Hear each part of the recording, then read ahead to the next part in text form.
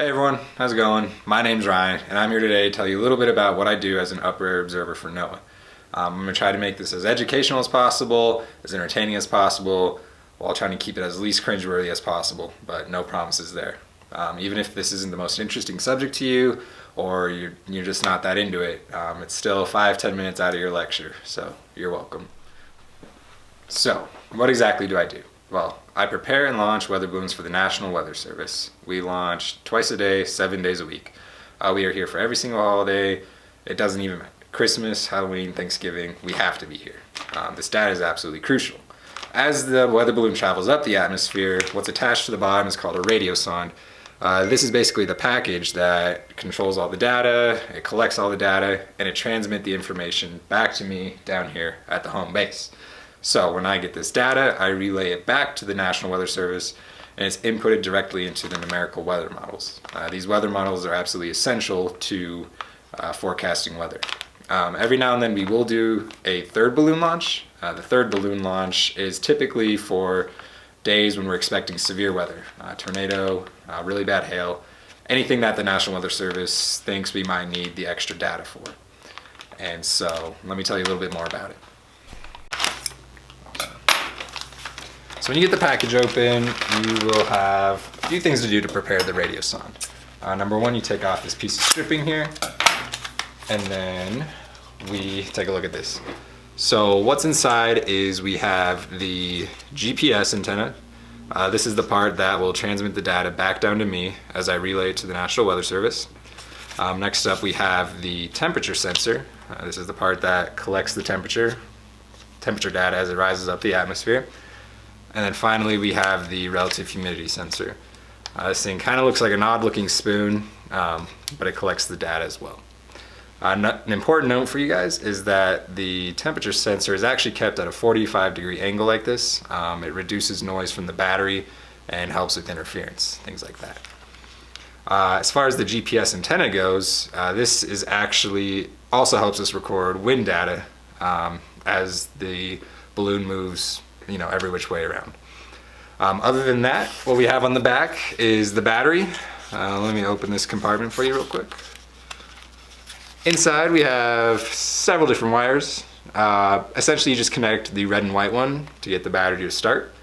And right above it you can see the frequencies. You have 16 different ones to choose, but usually we just set it at the 0 frequency. And other than that, this attaches to the balloon when it's ready to launch, and it's heading up the atmosphere. And then next we'll tell you a little bit about what we do pre-flight.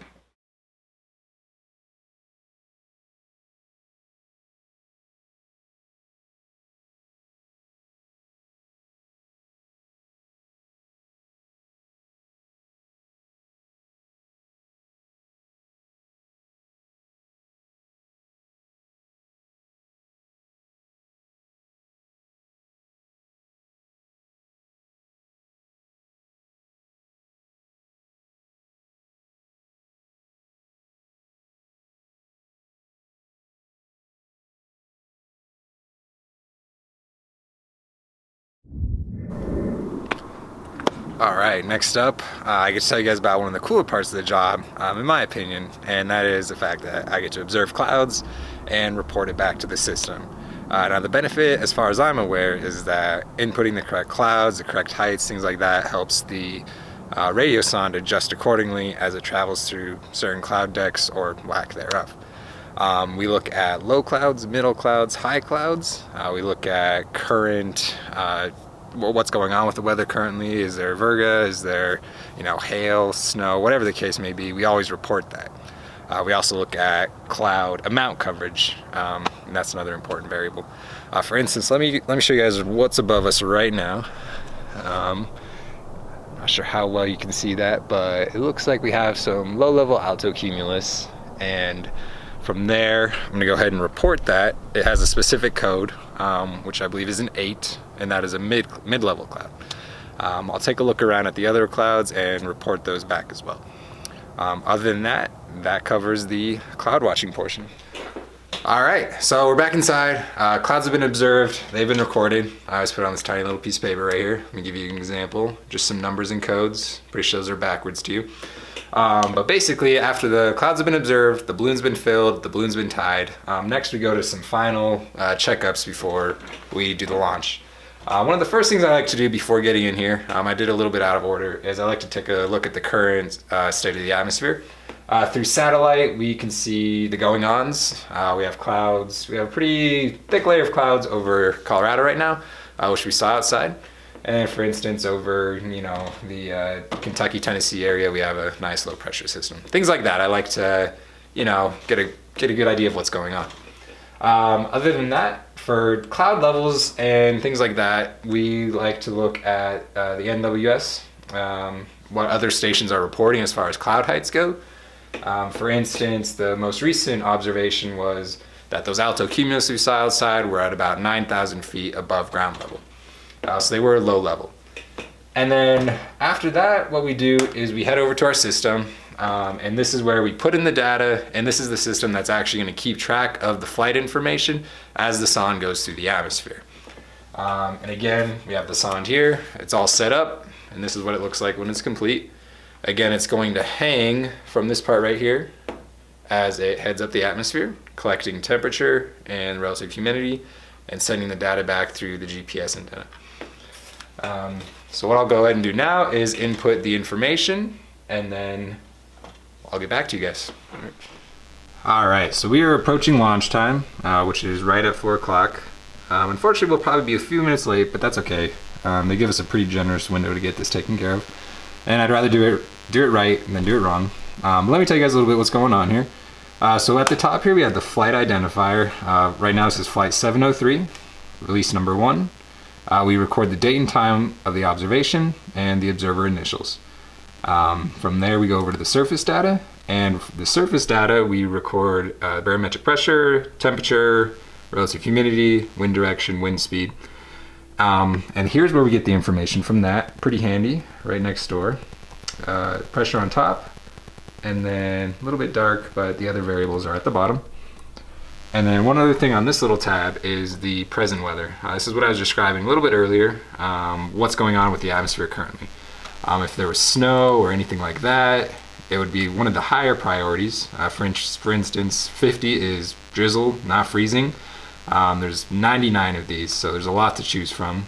The weather can be very variable, as you're all aware of that. But for right now, the state of the sky on the whole is unchanged. We're just observing clouds.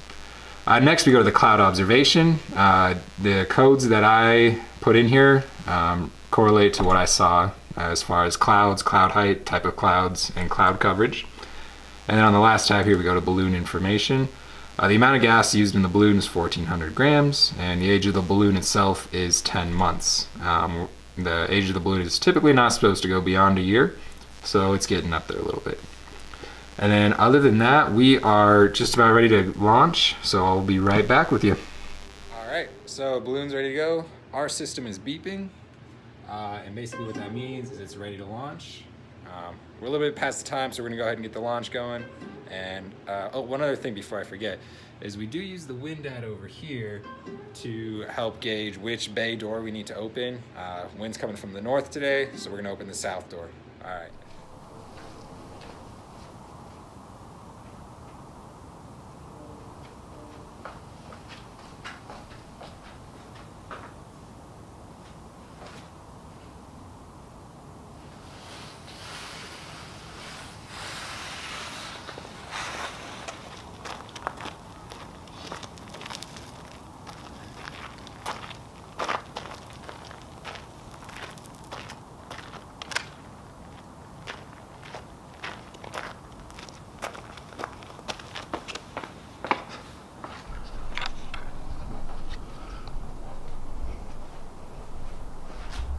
All right, there she goes.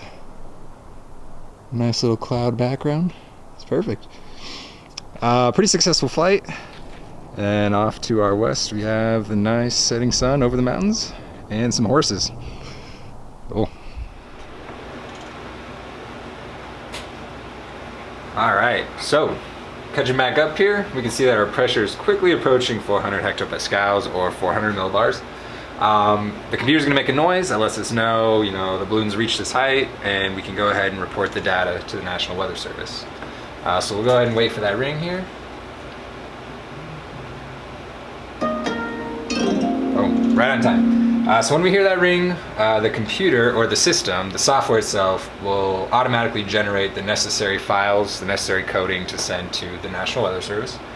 So we head over here and we pull up the flight 703, and it's called the radar. Pull it up, and it's just an alphanumerical file, numbers and letters.